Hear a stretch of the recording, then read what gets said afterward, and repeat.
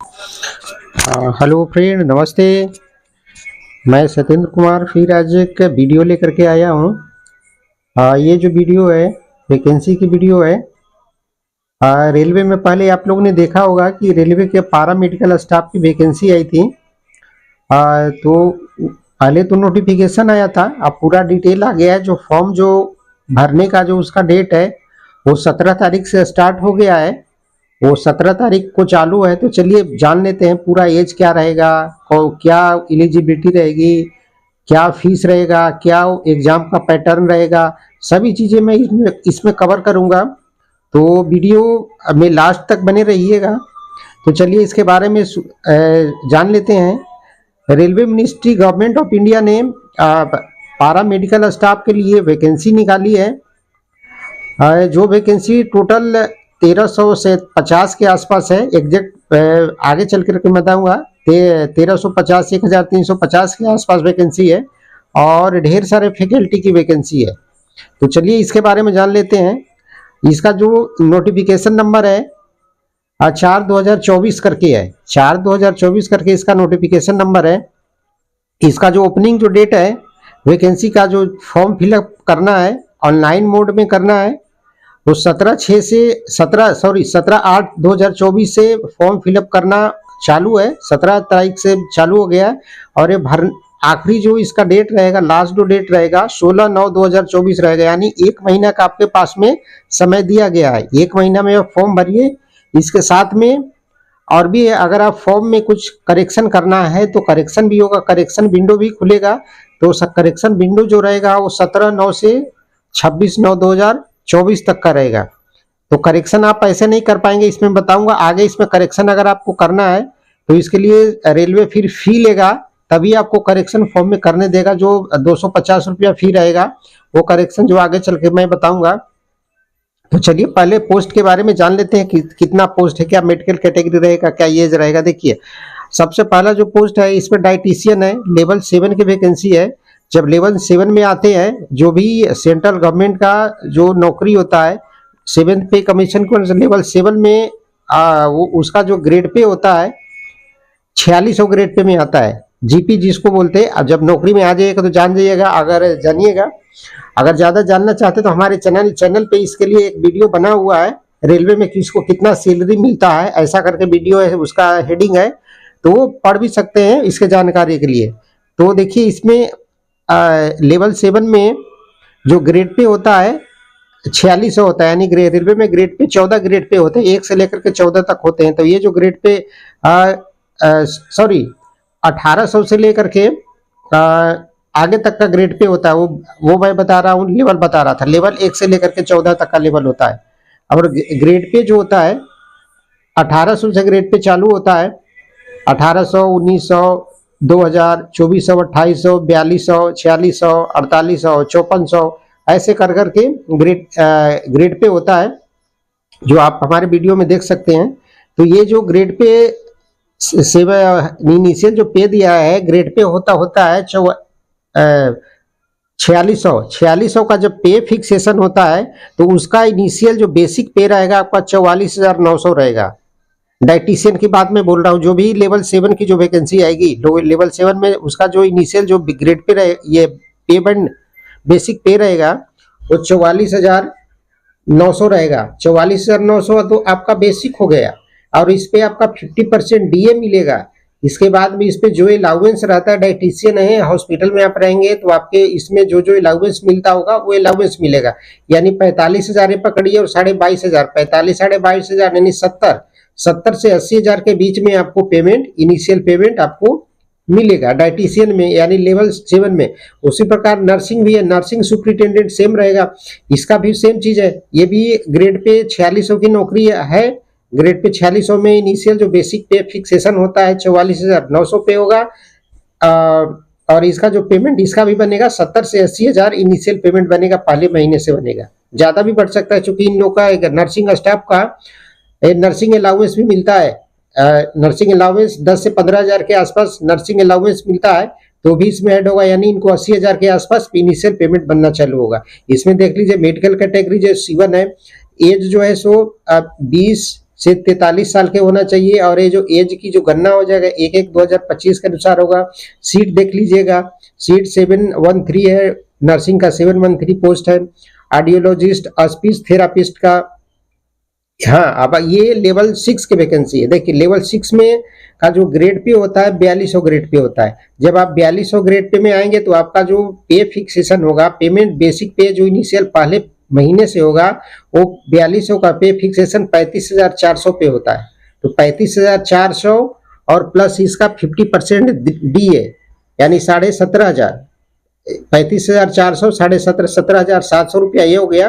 तो 52,53,53,000 53,000 रुपया तो मूल वेतन हो गया। इसमें कुछ अलाउंस जुटेगा तो वो 53,000 और 5,000 और पकड़िए, 53, 5, 58,000, 57-58,000 के आसपास ग्रॉस पेमेंट आपका बनेगा लेवल 6 वालों के लिए। और लेवल 7 वालों के लिए ग्रॉस पेमेंट जो बनेगा 70 से 80,000 बनेगा।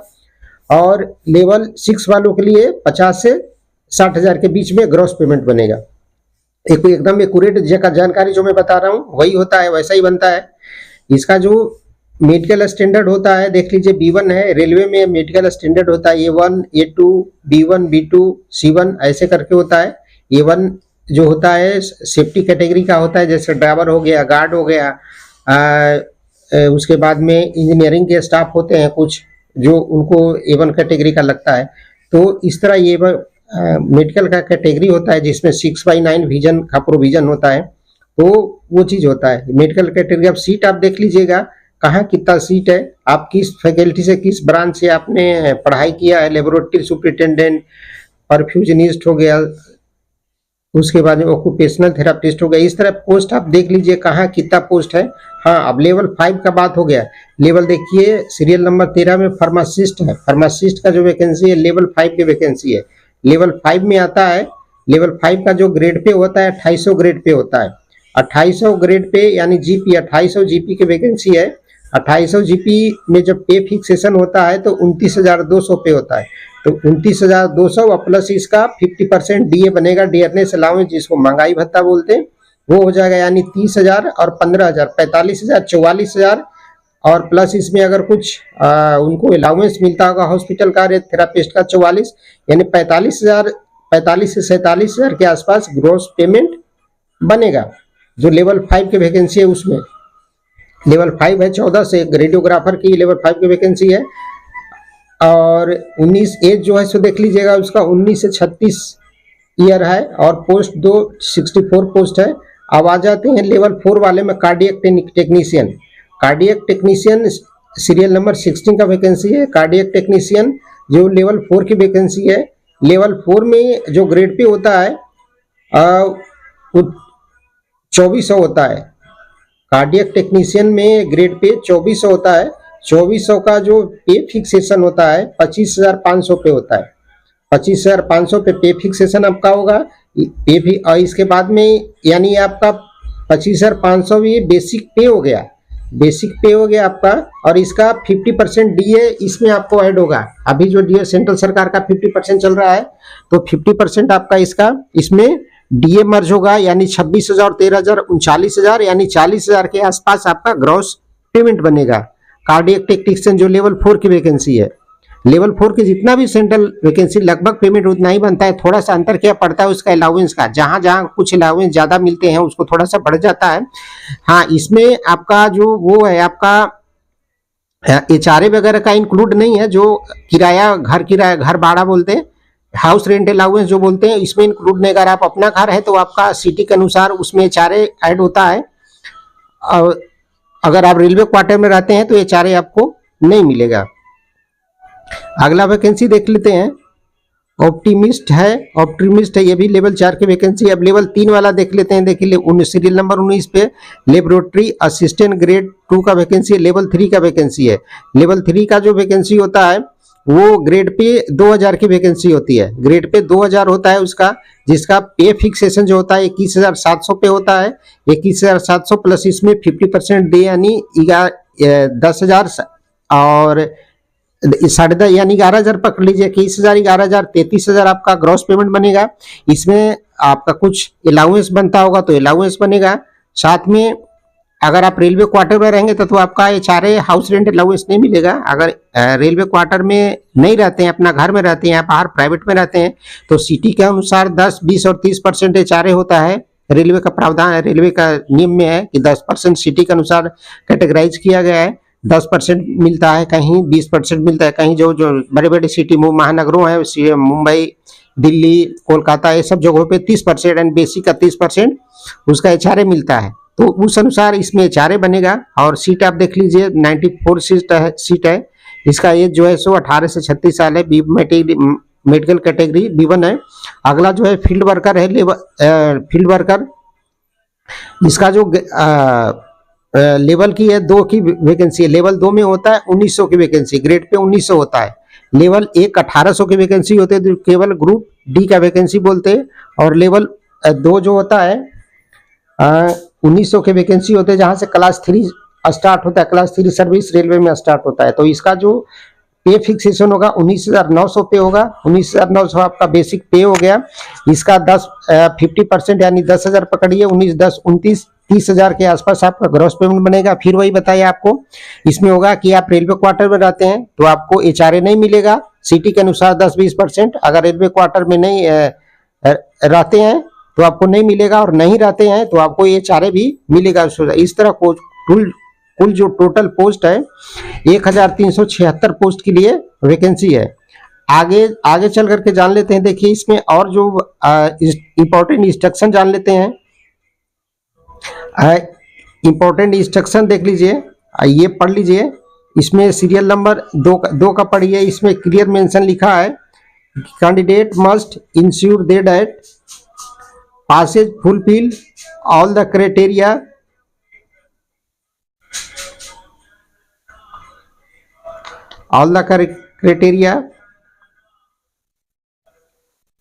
candidate waiting for final result of prescribed educational technical professional qualification are not eligible to apply। इसमें क्लियर मेंशन किया है कि अगर आप जो भी फैकल्टी, जो भी ब्रांच से आपने अभी पढ़ाई किया है, रिजल्ट आपका वेटिंग है, तो आप उसको नहीं भर सकते हैं। जब तक आपके पास रिजल्ट आ गया है, सर्टिफिकेट आ गया है, तभी आप इस वैकेंसी को फिलअप कर सकते हैं। ऐसा कुछ होता है ना कि किसी में रिजल्ट वेटिंग रहता है और उसको भरने के लिए फॉर्म फिलअप करने के लिए वो संस्था इंस्टीट्यूट अलाउ करता है कि नहीं आप उसको फिलअप कर सकते हैं। लेकिन इसमें क्लियर मेंशन किया है, यहाँ देखिए क्लियर मेंशन किया है आपको। ये जो यहाँ पे क्लियर है, ये लिखा कैंडिडेट, ये पढ़ लीजिए, candidate waiting for final result of prescribed educational technical professional qualification are not eligible to apply. ये क्लियर मेंशन किया यहाँ पे कि आप उसको एलिजिबल, आप उसके लिए नहीं है। आप उसके लिए आप आगे देख लीजिए, एलिजिबिलिटी में देख लीजिए, एलिजिबिलिटी को पढ़ लीजिएगा आप, क्या क्या इसमें लिखा है। Eligibility of candidate will have provisional based और डिटेल फर्निश्ड कंडीशन, ये ऑनलाइन एप्लीकेशन, ये वही चीज लिखा है उसमें। आप सभी चीजों को आप फुलफिल करते हैं तो ही आपका फॉर्म एक्सेप्ट किया जाएगा। आगे में है मेडिकल फिटनेस, देख लीजिए। मेडिकल फिटनेस में लिखा है candidate who are found medical unsuitable for opted post shall not be given any alternative appointment. आपका जो पोस्ट का जो कैटेगरी उसमें मेडिकल का जो कैटेगरी दिया है, अगर उस कैटेगरी को फुलफिल नहीं करते हैं, किसी में B1 है, किसी में C1 है, तो ये कैटेगरी को आप फुलफिल नहीं करते हैं तो आपका किसी तरह का फिर से आपको वो करने का मौका नहीं दिया जाएगा, मतलब फिर से आपको कोई चांस नहीं दिया जाएगा। अब एज लिमिट की बात कर लेते हैं। सीरियल नंबर इसमें देखिए 6 में age limit age on, age का जो आपका गणना किया जाएगा 1/1/2025 से किया जाएगा। जो पहले मैंने बताया आपको शुरू में ही 1/1/25 से आपको एज की गणना किया जाएगा। उसके बाद में इसमें और आप देख लीजिए, यहाँ जो मेंशन किया है ये पढ़ लीजिएगा। कैंडिडेट कैन चूज, आपको एक ही आपको जोन में भरना है, एक ही आरआरबी का भरना है। जो पूरे जो आरआरबी हैं वो नीचे आपको मिलेगा, तो आप एक ही आरआरबी में फॉर्म भर सकते हैं। ऐसा नहीं कि मैं पटना भी भर दिया, मुंबई भी भर दिया, कोलकाता भी भर दिया, ऐसा नहीं होगा। आप कोई भी आरआरबी को चुनिए, जिस आरआरबी में जाना चाहते हैं, जो आपको अच्छा लगे, ज्यादा पोस्ट है या अपनी सुविधा के अनुसार घर के पास नौकरी करना चाहते हैं, वही आरआरबी को चुनिए जहां आप जाना चाहते हैं। आपको दो में अगर आपने अप्लाई किया तो आपका फॉर्म कैंसिल हो जाएगा, ये चीज क्लियर मेंशन किया है। आगे देख लीजिए, और सीरियल नंबर 9 में है, during the online application candidate will ask create an account.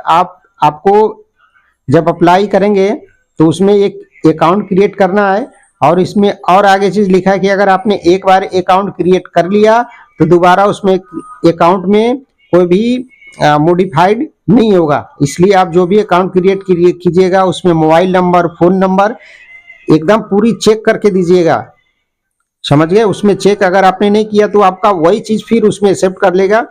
दूसरा बात, अगर फिर इसमें और नीचे दिया है on account of is created, serial number 10 दिया है कि after submission on online application if wishes to further modify change correct name. देखिए, अगर आपने फॉर्म अप्लाई कर दिया, आपको लगता है कि कुछ मेरे को चेंजेस करना है, तो उसके लिए भी फिर विंडो खुलेगा जो इसमें मेंशन किया। पारा नंबर जो 10 है, ये पारा नंबर 10 है, क्लियर इसमें लिखा है कि पारा नंबर 10 में कि after the submission online application change और correct any detail except detail fill it, create an account from email ID, mobile number and choose an RRB. ये सब जो चीजें हैं वो आपको 250 रुपया फी दे करके आप उसको फिर से आप उसको करेक्ट कर सकते हैं। ये चीजें मैं पहले ही बताया था कि आपके लिए रहेगा, ऑप्शन है, ऑप्शन दिया है रेलवे ने कि आपका कुछ गलत हो गया है। सीरियल नंबर 11 को देख लीजिए, एज जो है सो shall be any, serial number 11 after 26/9/2024, 26/9/2024 के बाद अगर भरते हैं तो आपका फॉर्म को एक्सेप्ट नहीं किया जाएगा। अब सीरियल नंबर 12 में देखिए, सिलेक्शन का जो प्रोसेस होगा, short listing of candidate of dB and medical examination shall be RRB की शॉर्ट लिस्टिंग के अनुसार, और इसका जो एग्जाम का जो पैटर्न होगा सीबीटी होगा, सीबीटी के बाद में डीबी होगा यानी डॉक्यूमेंट वेरिफिकेशन होगा। इस आधार पे आपका एग्जाम होगा, और एग्जाम सीबीटी होगा, मल्टीपल शिफ्ट में होगा, मल्टीपल शिफ्ट में रहेगा एग्जाम। सीरियल नंबर 13 जो देखिए, सीरियल नंबर 13 में निगेटिव मार्किंग का प्रावधान है। आप 1/3 निगेटिव मार्क रहेगा, आप क्वेश्चन जो करेंगे 1/3 उसमें निगेटिव मार्क भी रहेगा, तो आप जो क्वेश्चन करेंगे संभल के कीजिएगा, ज्यादा गलत करने की कोशिश नहीं कीजिएगा। ये चीजें इसमें था। आगे चलिए पढ़ लेते हैं। ये आप जब फॉर्म भरेंगे तो नोटिफिकेशन को बढ़िया से पढ़ लीजिएगा डाउनलोड करके। हमारे डिस्क्रिप्शन में नोटिफिकेशन दिया हुआ है, डाउनलोड वहां से कर सकते हैं, कर लीजिएगा, और पढ़ने के बाद ही भरिएगा। कोई भी फॉर्म भरना रहता है आपको तो पहले नोटिफिकेशन को पढ़ लीजिएगा क्लियर, चूंकि हम लोग जो बताते हैं वो पूरा कवर नहीं करते, जो मेन चीजें रहता है वही चीजों को हम लोग कवर करते हैं। कोई चीजें जो माइनर चीजें रहता है जो छूट जाता है, जिस चीज को हम लोग कवर नहीं करते हैं, तो उस चीज को आप लोग पढ़ लीजिएगा। आगे देख लीजिए, इसमें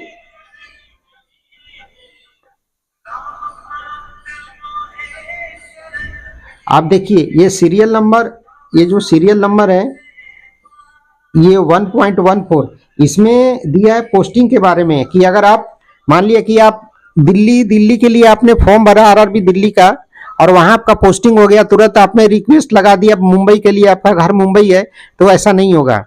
इसके लिए इसमें क्लियर मेंशन किया है कि ये देखिए एटलीस्ट 5 to 10 ईयर सर्विस, इसमें आपको 5 से 10 साल की सर्विस होना चाहिए, तभी आपको फॉर्म को ट्रांसफर के लिए एक्सेप्ट किया जाएगा। अदरवाइज आपका ट्रांसफर का फॉर्म ही एक्सेप्ट नहीं करेगा, और जो आपका ऑफिस है रेलवे है वो।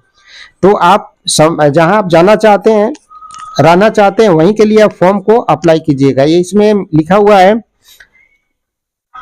देखिए सीरियल नंबर अब 1.16 में देख लीजिए, फी ट्रेन ट्रेवल फैसिलिटी। जो इसमें ये चीज लिखा है कि जो SC/ST कैंडिडेट हैं उनको आने जाने के लिए स्लीपर क्लास का फ्री पास मिलेगा।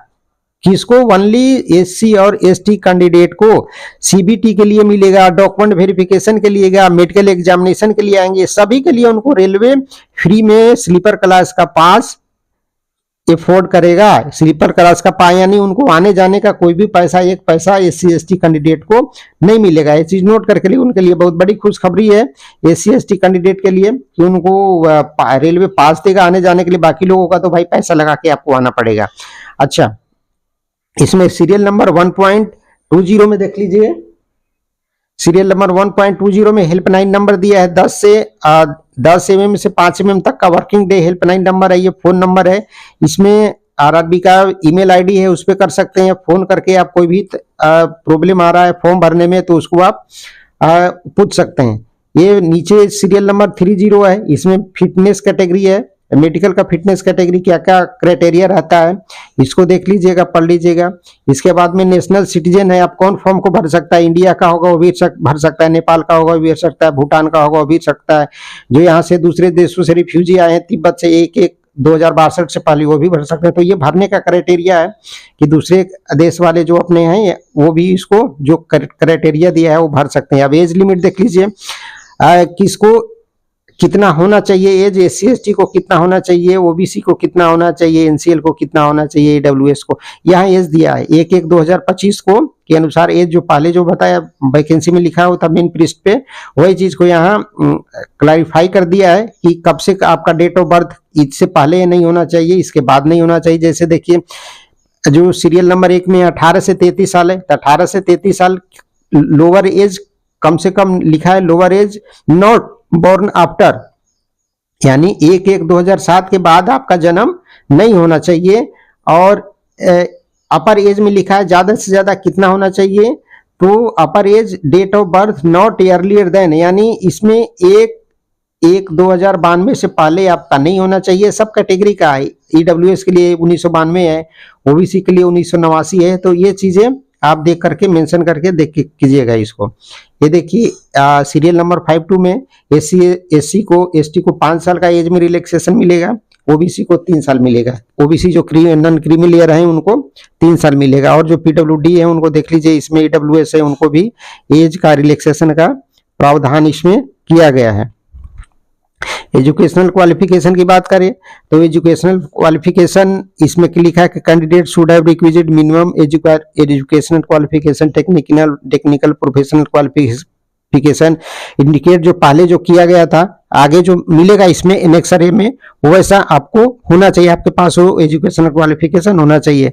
आप 70 में फी देख लीजिए, फी जो है से जनरल और ओबीसी के लिए आपका 500 रुपया रहेगा, एससी एसटी एक serviceman PWD female candidate female और ट्रांसजेंडर माइनॉरिटीज ये सब के लिए आप ख्याल रखिएगा। फीमेल के लिए 250 रुपया, ये याद करके रखिएगा, फीमेल के लिए 250 है, और आपका जो मेल है उनके लिए 500 है।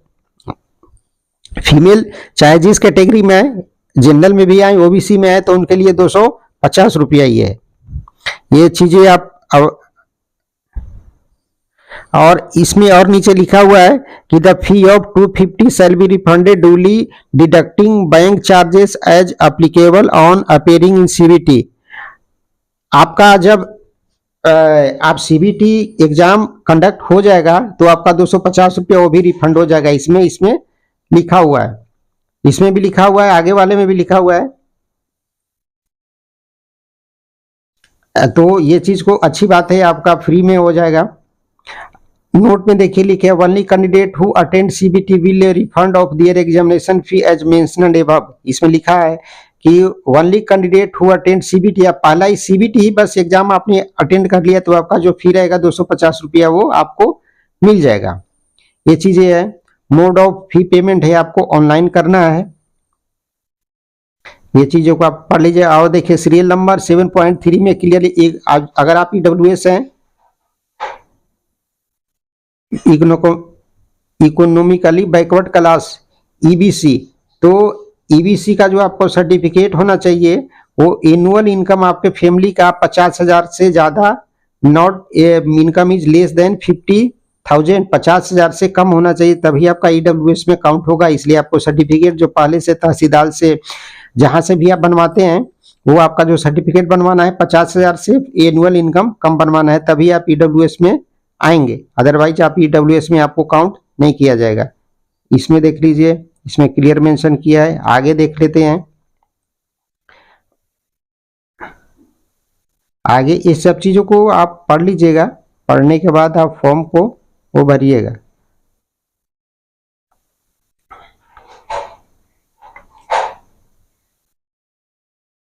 इसमें एक सर्विसमैन वालों के लिए, जो सर्विस से रिटायर, जैसे सेना वाले हैं, जो सेना में रिटायर कर चुके होते हैं, उनके लिए ये प्रावधान है।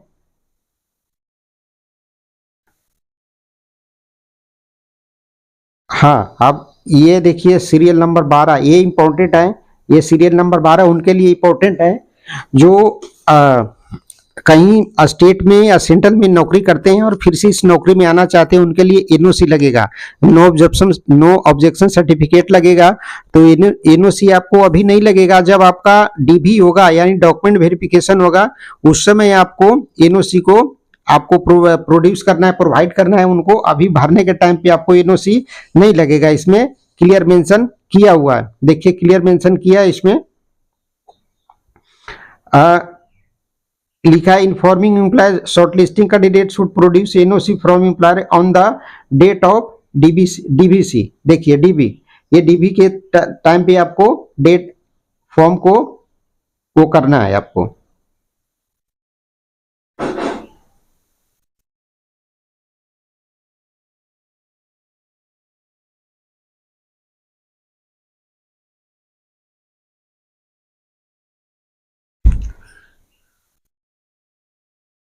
आगे देख लीजिए, इसमें रिक्रूटमेंट का प्रोसेस जो है सो सीबीटी रहेगा।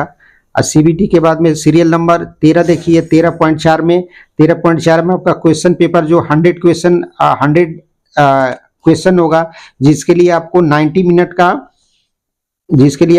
मिनट का समय दिया जाएगा 100 क्वेश्चन के लिए।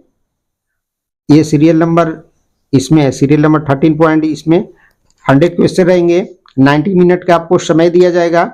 और जो पीडब्ल्यूडी कैंडिडेट हैं उनको 120 मिनट का समय दिया जाएगा, जो पीडब्ल्यूडी कैंडिडेट हैं।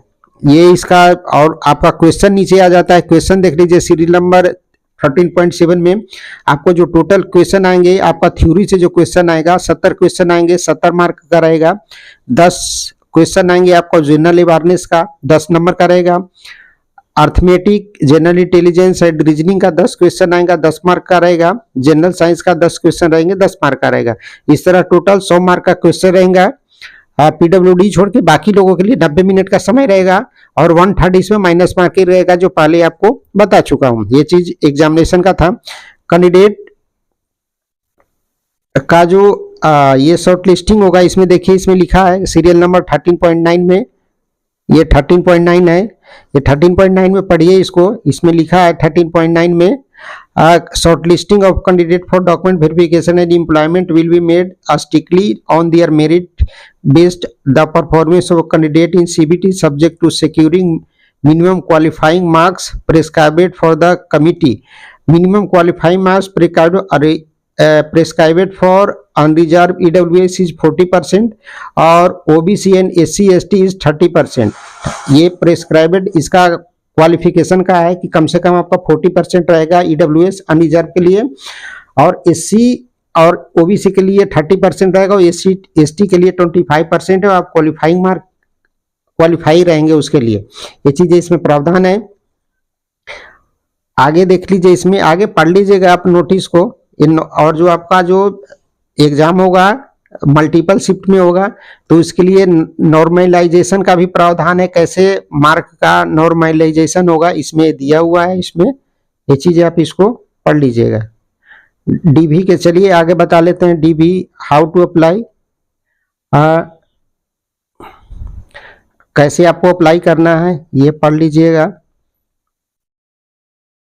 क्योंकि पेज जो है सो 40 पेज का, आप देखिए सीरियल नंबर, इसमें आप कौन सा आरआरबी में भरना चाहते हैं और उसका वेबसाइट है। ये वेबसाइट खुलेगा, आपको इसमें इसको भरना। इसमें देखिए candidate are advised to visit official website frequently for authentic information at regular update various stages of recruitment process of any change in the notification.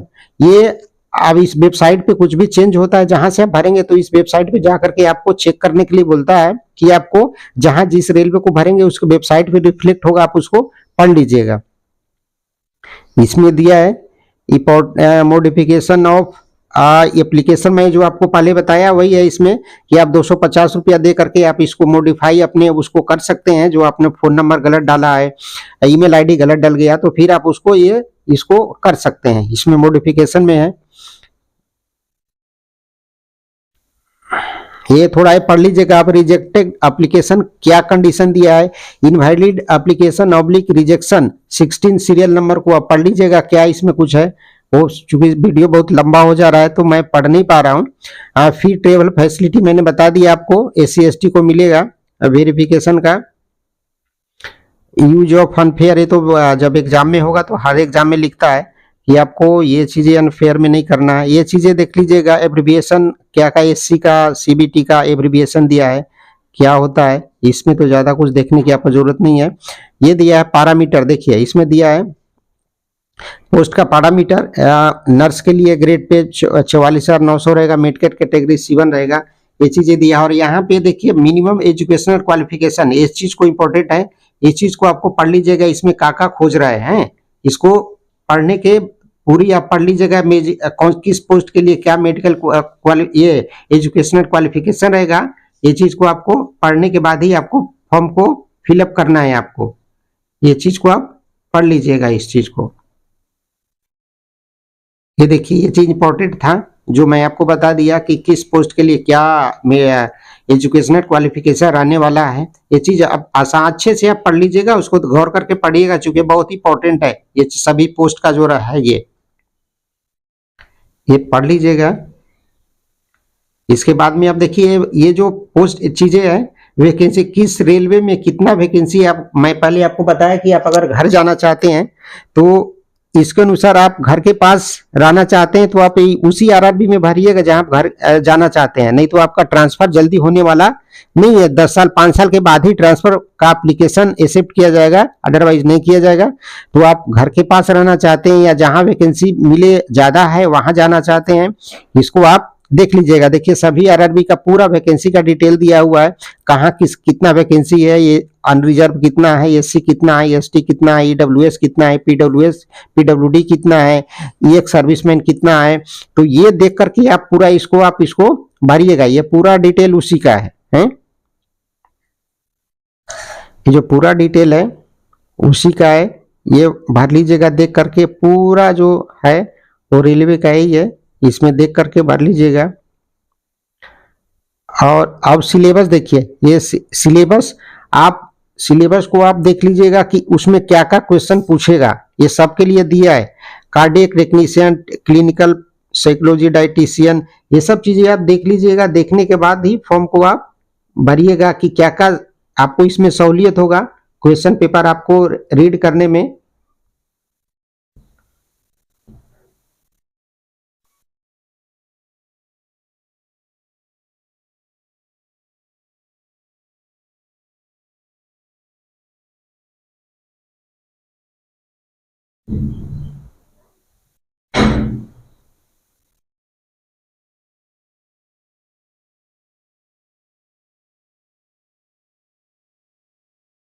ये चीजें पढ़ लीजिएगा आप, इसको क्या क्या क्वेश्चन किस टॉपिक से किस सब चैप्टर से क्वेश्चन आएंगे, ये चीजें था।